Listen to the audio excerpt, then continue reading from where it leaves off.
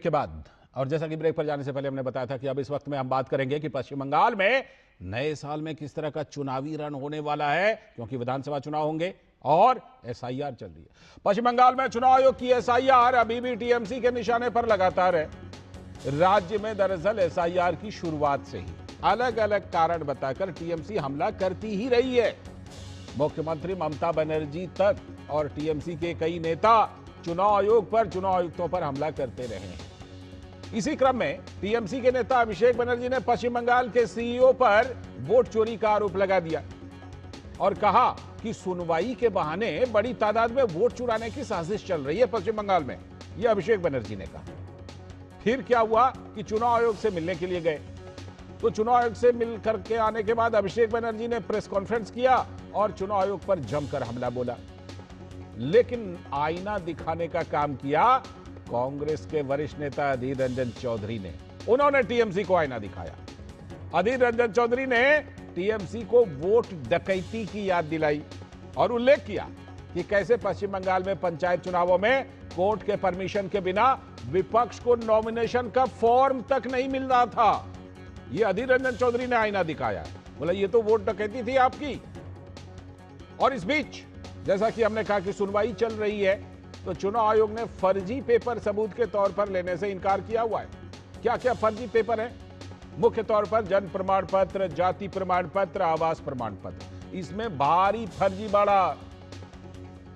कहीं पर दादा और पोते के उम्र में बस 20-30 साल का अंतर है, तो कहीं कुछ कहीं कुछ। ममता सरकार पर भारी संख्या में फर्जी प्रमाण पत्र जारी करने के आरोप लग रहे हैं।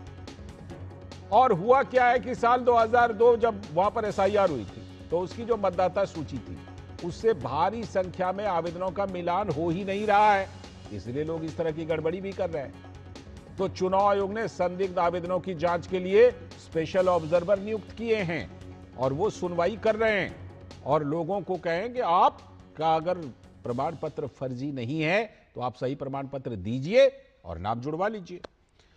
और इन सब के बीच पश्चिम बंगाल में भाजपा की लोकप्रियता से टीएमसी अब इतनी नाराज हो गई है कि टीएमसी के नेता अभिषेक बनर्जी चुनाव अधिकारियों को ही धमकाने लगे हैं। सुनिए जरा।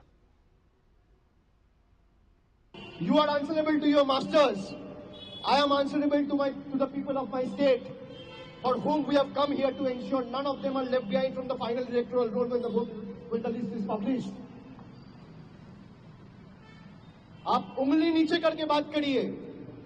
उनको लगता है कि हम जो बोलेगा वो सुन लेगा। If he has the guts and gall, let him release the footage.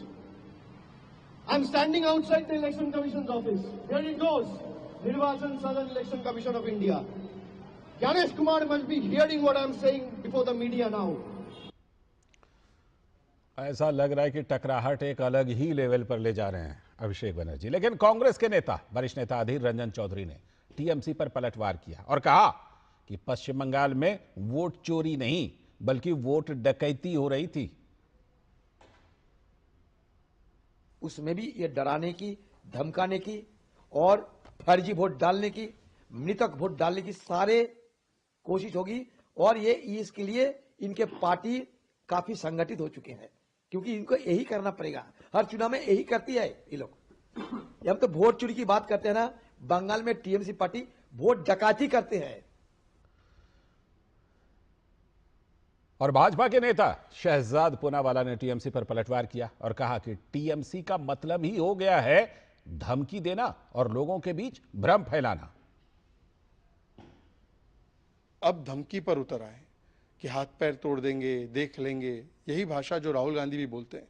तो इससे पता चलता है कि किस प्रकार से आज मां माटी मानुष नहीं है पश्चिम बंगाल में, केवल भारी भ्रष्टाचारी और बाबरी इस मुद्दे पर आ चुके हैं और इसीलिए ट्रिपल डी अपना रहे हैं, डाइवर्ट कर रहे हैं, धमकी दे रहे हैं और डिसइंफॉर्मेशन फैला रहे हैं।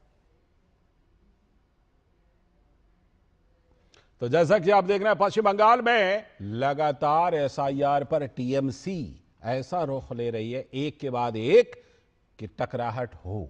और यह टकराहट चुनाव आयोग से, केंद्र सरकार से, बीजेपी से, सब जगह पर एसआईआर के मुद्दे पर, खास तौर पर जो चुनाव आयोग है, क्योंकि अब अभिषेक बनर्जी सीधे कह रहे हैं कि हमसे ठीक से बात नहीं करते, हमसे ठीक से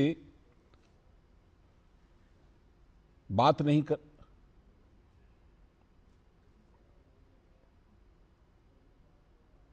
हमारे साथ हमारे संवाददाता सौरभ दत्ता जुड़ रहे हैं कोलकाता से इस पूरे मामले पर। सौरभ, जिस तरह से कि पश्चिम बंगाल में हम देख रहे हैं कि एक अलग लेवल का चल रहा है, ये अभिषेक बनर्जी की बातें तो हमने सुनवाई दी, उसमें अधीर रंजन ने आईना दिखा दिया, बीजेपी ने जवाब दे दिया, लेकिन जरा आप मुझे ग्राउंड रिपोर्ट बताइए कि ये जो सुनवाई चल रही है, आपने अपनी रिपोर्ट में हमें कई बार बताया है कि बड़े गजब गजब तरह के प्रमाण पत्र आए हैं, उम्र का, जाति का, सब चीज का। अभी सुनवाई में किस तरह से ये चीजें पकड़ी जा रही हैं? क्योंकि अभिषेक बनर्जी का एक आरोप था कि इतनी जल्दी कैसे पता कर लिया कि इतने करीब करीब जो है 1.5 करोड़ से भी ज्यादा वोट संदिग्ध हैं। हाँ जी, देखिए सुनवाई जैसे जैसे चल रहा है तब तैसे तैसे टीएमसी को भी पूरे प्रक्रिया को लेकर उनका जो विरोध का मात्रा वो बढ़ा रहे हैं। लेकिन वही सवाल है कि 16 दिसंबर को तो ड्राफ्ट लिस्ट पब्लिश हुआ था।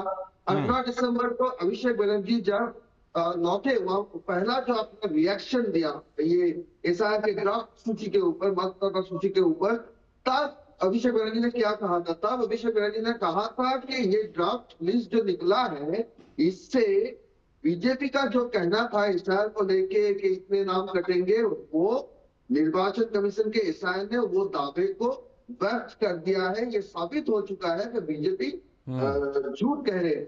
उनका कहना था कि सामान्य डिवीजन में तो 2%, 1.5-2% वैसे ही काटता है, तो 24 लाख इस बार भी नाम मृतक के नाम कट गए हैं, तो इसमें कोई ज्यादा दिक्कत वाली बात नहीं है।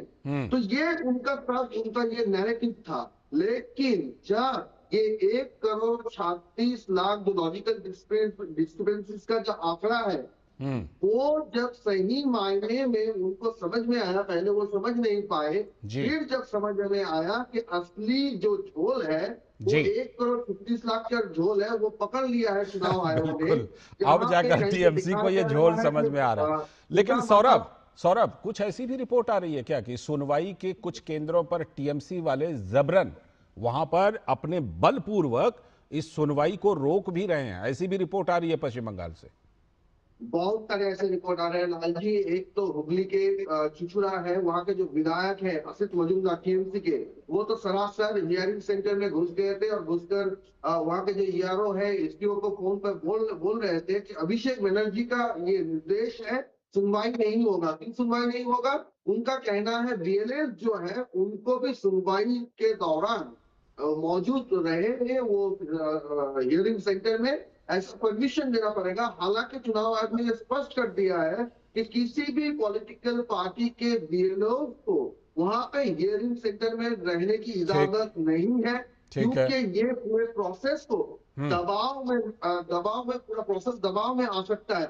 आप देखिए, एक टीएमसी के एमएलए वो बेझिझक वीडियो के ऑफिस चले जाते हैं, एसडीओ को कहते हैं फोन पे, आपसे मेरा बहुत अच्छा संपर्क है, लेकिन ये अभिषेक बनर्जी का निर्देश है, हम कुछ कर नहीं सकते, हमें यहाँ का या तो हमें रहने दो यहाँ पे, शुक्रिया सौरभ, शुक्रिया। आगे भी आपसे इस मामले पर जानकारी लेते रहेंगे। फिलहाल